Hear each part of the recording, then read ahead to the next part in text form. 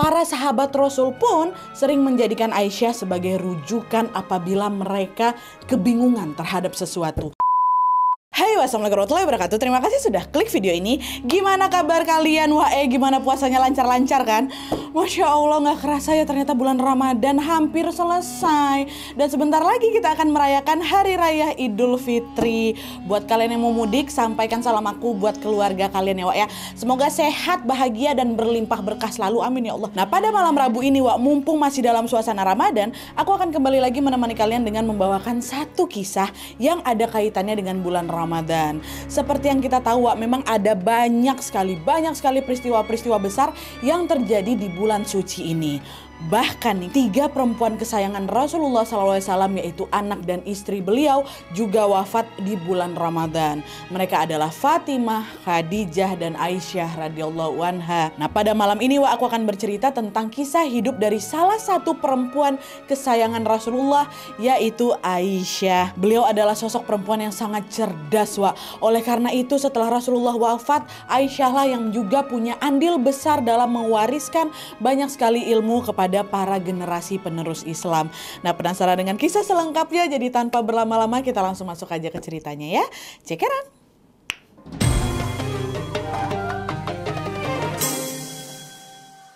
Nah, jadi Wak, Aisyah ini adalah putri dari sahabat Rasul yang mulia, yaitu Abu Bakar As-Siddiq radhiyallahu anhu dan istrinya yang bernama Ummu Ruman. Nah, keluarga mereka ini Wak adalah keluarga muslim yang sangat taat dan juga terpandang. Sejak kecil Aisyah radhiyallahu anha sudah melihat bagaimana ajaran Islam begitu diterapkan di rumah mereka. Itulah yang membuat Aisyah pun tumbuh menjadi anak yang sangat alim dan juga taat beribadah. Dan selain itu juga Wak, sebagai anak dari Abu Bakar radhiyallahu anhu, which is sahabat terdekatnya Rasulullah yang kelak juga akan menjadi khalifah pertama, tentu Aisyah pun sangat dekat sekali dengan Abu Bakar sang ayah. Bagi Aisyah Wak, ayahnya ini adalah guru yang bisa beliau tanyain tentang apa saja. Bahkan Asma, kakak perempuannya Aisyah, pernah bilang kalau Aisyah adalah seperti pertanyaan yang tidak pernah selesai. Nanya terus kerja beliau Wak. Tapi untungnya Abu Bakar sang ayah juga merupakan orang yang berilmu, sehingga apapun pertanyaan dari Aisyah, Abu Bakar bisa menjawabnya satu persatu. Nah, kesenangan Aisyah dalam belajar banyak hal baru inilah Wak yang membuat beliau menjadi sangat-sangat cerdas. Dalam sebuah hadis riwayat Abu Dawud diceritakan bahwa pada suatu hari Rasulullah pernah datanglah ini berkunjung ke rumah Abu Bakar radhiyallahu anhu. Di situ beliau bertemu dengan Aisyah yang sedang macam memegang boneka gitu.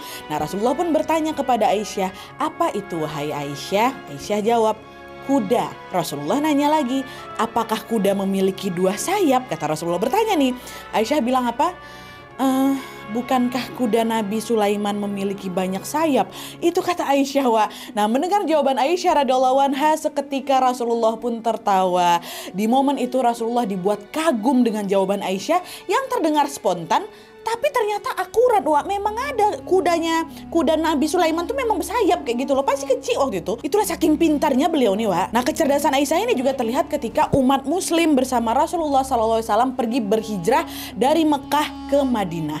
Dalam perjalanan hijrah itu Wak, Aisyah dapat mengingat dengan baik berbagai peristiwa yang terjadi. Maksudnya peristiwa-peristiwa yang berkaitan dengan hijrah ini Wak ya.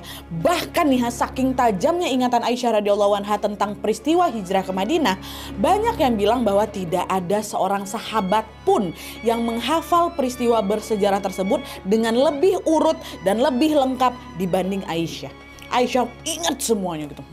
Dan selain cerdas Wak, Aisyah ini juga dikenal sangat dermawan. Aisyah senang sekali berbagi rezeki yang dia punya ke orang-orang. Dimana pada saat itu pernah nih Aisyah mendapatkan hadiah kalung seharga 100.000 dirham ya kan.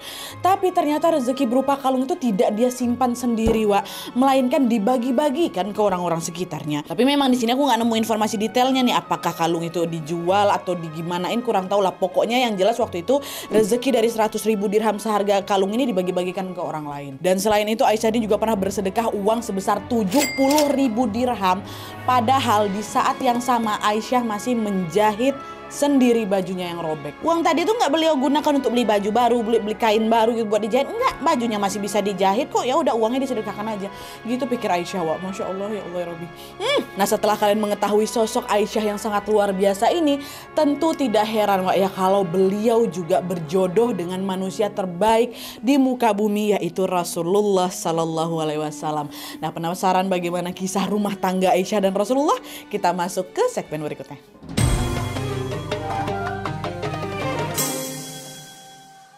Berbicara tentang sosok Aisyah, tentu tidak bisa dilepaskan dari perannya sebagai istri sang manusia terbaik Rasulullah Sallallahu Alaihi Wasallam.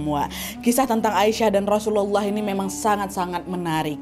Aisyah adalah perempuan yang pernah hadir di dalam mimpinya Rasulullah. Tahu kalian? Jadi ceritanya ketika Rasulullah sedang tertidur, tiba-tiba di dalam mimpinya beliau didatangi oleh malaikat yang membawa selembar kain sutra.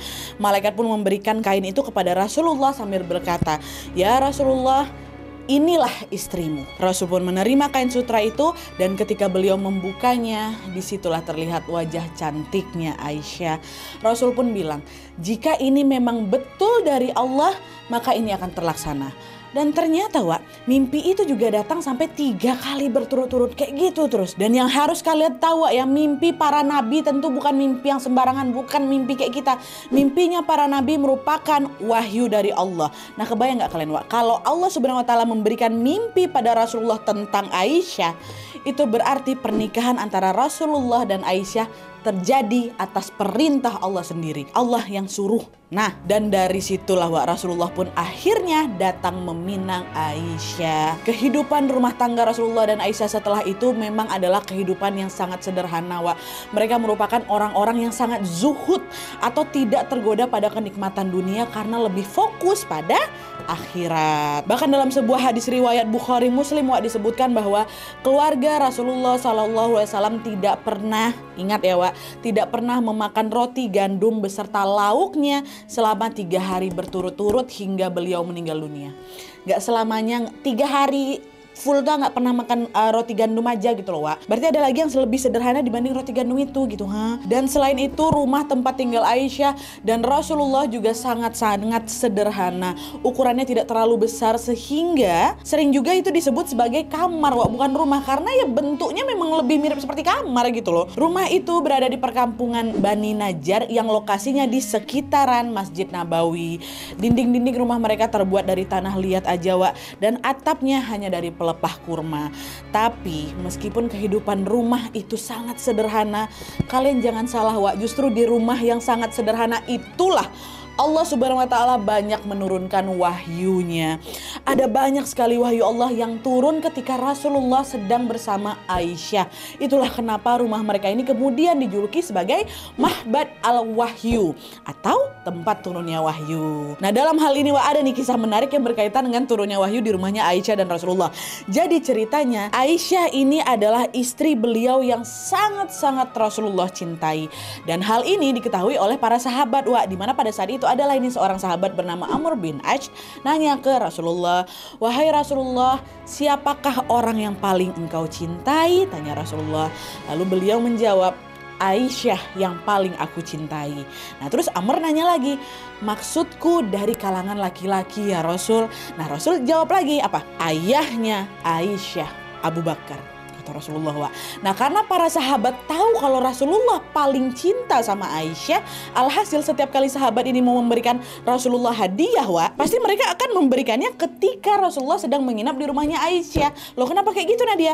Karena setiap kali bersama Aisyah, kebahagiaan Rasulullah itu pasti bertambah berkali-kali lipat Orang kalau lagi bahagia dikasih hadiah pasti tambah bahagia lagi ya kan. Itulah kenapa para sahabat akan memberikan hadiah pada beliau ketika beliau sedang bersama Aisyah. Masya Allah.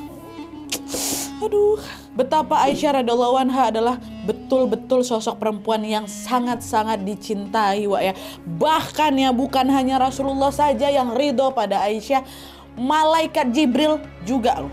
Malaikat Jibril pernah kirim salam ke Aisyah jadi pernah lah nih pada suatu hari kan, pada saat Rasulullah sedang bersama Aisyah, Rasulullah tiba-tiba berkata kayak gini, "Ya Aisyah istriku, sesungguhnya Jibril mengirim salam untukmu." Dengan lembut Aisyah langsung jawab apa? Waalaikumsalam warahmatullahi wabarakatuh. Salam kepada Jibril ya Rasulullah. Sesungguhnya engkau bisa melihat apa yang tidak aku lihat. Kirimin salam sama malaikat Jibril, wah. Mau nangis aku, merinding aku sampai sini lah. Mulia sekali. Iri ya kita, Wak ya.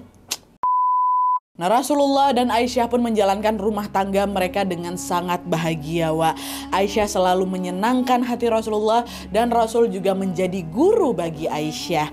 Hingga akhirnya ketika Rasulullah sudah mulai sakit, di hari-hari menjelang beliau berpulang, istri-istri Rasulullah yang lain pun dengan ikhlas mengizinkan Rasulullah dirawat di rumahnya Aisyah. Nah, pada saat itu karena kondisi kesehatan Rasulullah sudah menurun, Rasulullah ini macam sedang di posisi sudah tidak kuat lagi untuk berbicara, Wak. Lalu ketika beliau melihat saudaranya Aisyah sedang bersiwak, lagi sikat gigi pakai siwak itu, Rasulullah pun menunjukkan hal itu dengan tangannya.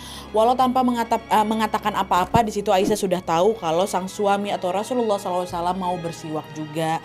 Akhirnya Aisyah pun langsung mengambil siwak untuk beliau. Dan di sini kalau buat kalian yang belum tahu siwak ini apa, jadi siwak ini gambarnya kayak gini, Wak. Ya kan, ujung yang berserat-serat itulah nanti yang dipakai untuk membersihkan gigi. Tapi tentu bagian yang berserat-serat itu nggak sehalus sikat gigi kita sekarang, Wak. Tapi sunnah Rasulullah bersiwak. Kalian mau bersiwak sekarang juga nggak apa-apa, itu katanya bisa menghitamkan muka setan. Dan nih balik lagi ya. Nah, karena pada saat itu Aisyah tahu kalau tenaga Rasulullah sudah mulai habis, akhirnya Aisyah pun menghaluskan kembali siwak milik beliau tadi. Supaya apa? Supaya Rasulullah nggak kesulitan saat membersihkan gigi. Aisyah pun menggigit-gigit ujung siwak tersebut dengan lembut, dan ketika Rasulullah selesai menggunakannya, disitulah orang-orang yang melihat merasa kagum karena di momen itu penampilan Rasulullah tampak indah sekali. Karena sebelumnya Rasulullah belum pernah bersiwak seindah seperti pada hari itu, Wak. Setelah selesai bersiwak, Aisyah pun kembali lagi menemani Rasulullah. Lalu tidak lama kemudian Rasulullah pun menghembuskan nafas terakhirnya tepat di pangkuan Aisyah. Gitu. Kalau sampai sekarang ini masih ada yang request aku untuk menceritakan kisah berpulangnya Rasulullah. Mohon maaf belum sanggup aku lagi, Wak. Nggak kuat aku roh. Nantilah ya. Sedih aku.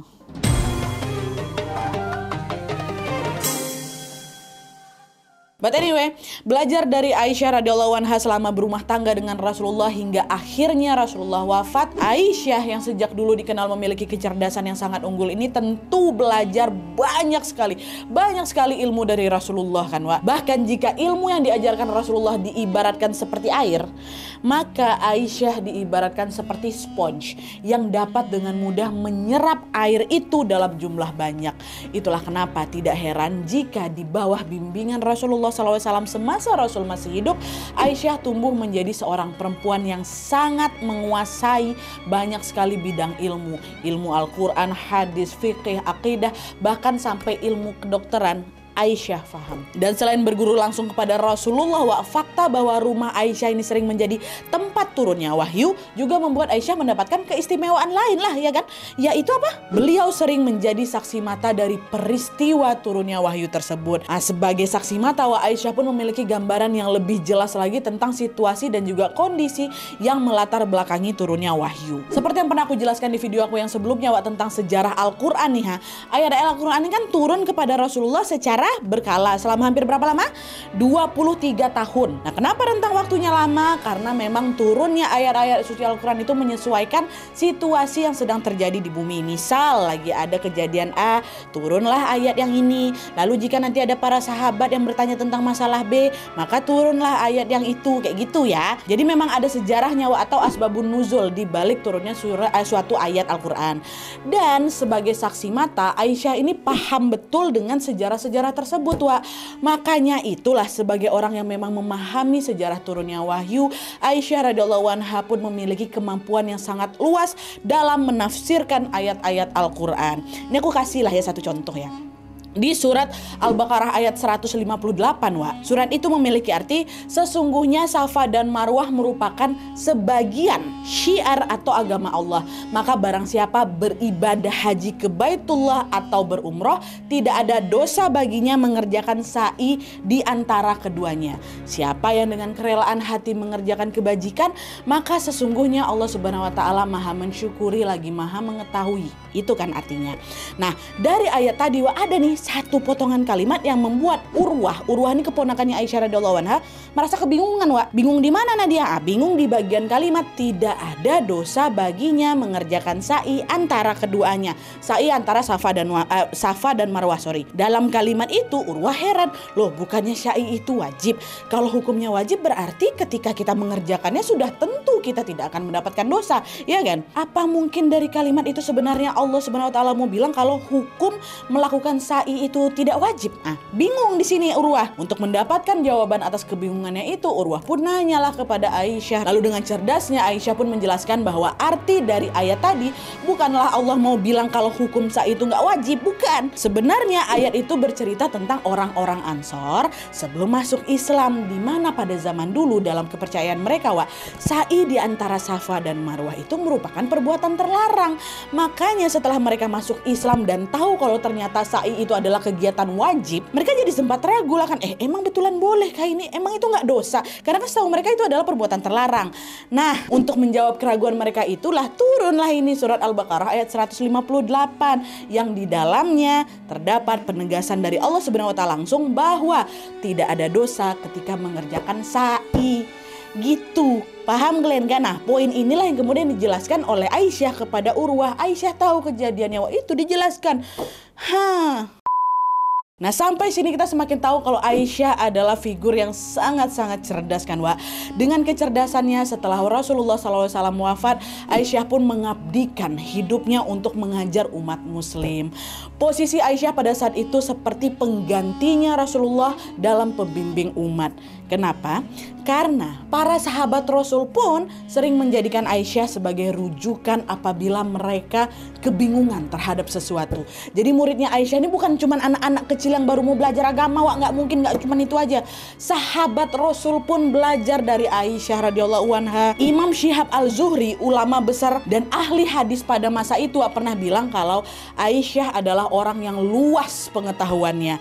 Para sahabat senior juga sering bertanya dan berkonsultasi padanya. Dan hal yang sama juga disampaikan langsung oleh seorang sahabat bernama Abu Musa Al-Asy'ari, di mana beliau berkata, ketika kami para sahabat menghadapi kesulitan dalam memahami sebuah hadis, kami sering bertanya kepada Aisyah. Dia pun selalu mampu menjawabnya, kata beliau. Tentu bukan sesuatu yang mengherankan lah, Wak, ya. Kenapa Aisyah ini banyak sekali paham akan hadis. Bahkan Aisyah juga termasuk dalam daftar para sahabat yang mampu meriwayatkan hadis hingga mencapai ribuan. Loh. Ada 7 orang sahabat yang menjadi periwayat hadis terbanyak, Wak. Yang pertama Abu Hurairah, mampu mengartikan 5.364 hadis. Terus kedua Abdullah bin Umar, anak Umar radhiyallahu anhu, 2.630 hadis. Ketiga Anas bin Malik, 2.286 hadis. Dan yang keempat Aisyah, 2.210 hadis. Kalau di daftar tadi Aisyah ada di nomor urutan keempat nih ya. Tapi kalau secara spesifik dari kalangan perempuan, Wak, Aisyah ada di nomor 1 dan merupakan satu-satunya perempuan yang mampu meriwayatkan hadis hingga ribuan. Satu-satunya. Masya Allah. Aisyah memang betul-betul figur perempuan cerdas, Wak. Beliau selalu dengan senang hati menyampaikan ilmunya kepada siapapun yang mau belajar. Dan selain itu beliau jugalah yang sudah punya andil besar dalam mendirikan madrasah di Madinah loh. Jadi ceritanya, Wak, setelah Rasulullah SAW wafat, para sahabat kan mulai menyebar lah ini ke seluruh penjuru dunia untuk melakukan apa? Tugas-tugas dakwah dan juga pengajaran. Begitu pula di Madinah. Pada masa itu, Wak, ada beberapa madrasah di Madinah yang menjadi tempat berkumpulnya orang-orang muslim untuk belajar ilmu agama. Nah, beberapa sahabat yang menjadi pengasuh atau pengajar di madrasah-madrasah itu adalah Abu Hurairah, Ibnu Abbas, Zaid bin Sabit, dan lain-lain. Dan terlepas dari madrasah yang diasuh oleh para sahabat-sahabat tadi, Wak, di Madinah juga ada satu madrasah yang paling besar. Nah, madrasah itu terletak di sudutnya Masjid Nabawi dan posisinya paling dekat dari makamnya Rasulullah. apa ini?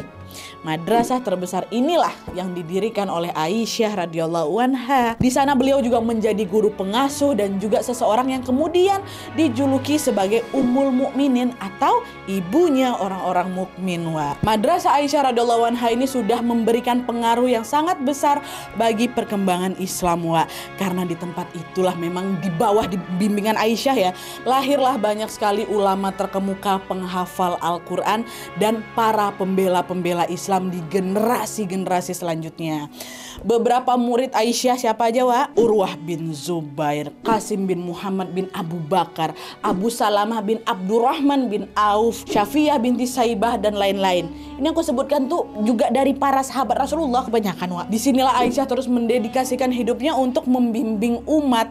Nah, hal ini beliau lakukan hingga puluhan tahun lamanya, sampai akhirnya pada tahun 58 Hijriah kondisi kesehatan Aisyah pun menurun. Pada saat itu beliau jatuh sakit, tapi setiap kali sahabat menanyakan kabarnya, maka Aisyah ini akan selalu menjawab, kabar baik, alhamdulillah. Jadi macam nggak mau nunjukin kalau beliau lagi sakit gitu loh, Hingga akhirnya tepat pada tanggal 17 Ramadan tahun 58 Hijriah, Aisyah, sang guru besar bagi kaum muslimin pun menghembuskan nafas terakhirnya.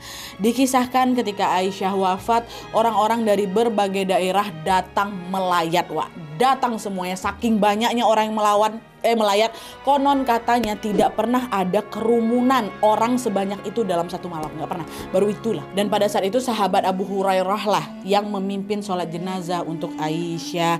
Dan pada malam itu juga Aisyah langsung dimakamkan di pemakaman Baqi yang letaknya tidak jauh dari Masjid Nabawi. Di sanalah kalau misalnya kalian sudah pernah ke pemakaman Baqi, ya disitulah Aisyah dimakamkan. Oke, jadi itu tadi cerita tentang kisah hidup Aisyah radhiyallahu anha, seorang figur perempuan panutan dalam Islam. Masih ada banyak kali cerita inspiratif dan juga mengharukan tentang beliau, tapi nggak muat lah kalau misalnya aku ceritain semua di sini ya kan. Kalian boleh denger lagi di YouTube atau dimanapun, banyak kali kisahnya, Yang jelas semakin belajar dan mengenal beliau, kita akan semakin dibuat kagum dan jatuh cinta pada sosok Aisyah. Bahkan pernikahan beliau dengan Rasulullah juga membuat kita sekarang jadi punya panduan tentang cara menjalani hidup. Seperti yang kita tahu, Rasulullah mendapatkan julukan sebagai seseorang yang berakhlak Al-Quran. Jadi apapun yang beliau lakukan itu pasti boleh kita tiru. Dan karena Aisyah selalu bersama Rasulullah, alhasil dari Aisyah kita juga bisa tahu apa saja yang dilakukan Rasulullah sejak bangun tidur sampai tidur lagi. Karena tentunya banyak juga nih kebiasaan Rasulullah yang mungkin tidak pernah dilihat langsung oleh para sahabat kan. Barangkali memang hal itu hanya dilakukan oleh Rasulullah ketika ada di rumah dan hanya dilihat oleh sang istri Aisyah. Semoga kita semua bisa senantiasa meneladani sifat-sifat Aisyah radhiyallahu anha ya. Semoga kita khususnya yang perempuan juga bisa menjadi figur yang cerdas seperti beliau. Amin ya robbal alamin. Oke jadi sekian dulu videonya. Kalau misalnya ada informasi tambahan atau yang keliru boleh langsung ditambahin aja di kolom komentar di bawah. Dan kalau kalian punya informasi menarik atau fun fact tentang Aisyah radhiyallahu anha boleh langsung dimasukin juga di kolom komentar di bawah. Oke jadi sekian dulu videonya. Terima kasih banyak yang sudah menonton. Kalau kalian suka video ini, klik like-nya, jangan lupa komen di bawah untuk ide dan saran-saran untuk video selanjutnya. Jangan lupa nyalain notifikasinya supaya kalian tahu kalau aku upload video baru. And as always, jangan lupa untuk klik tombol subscribe supaya kalian sama-sama tahu informasi menarik dan menegangkan dari channel aku. See you next video, bye.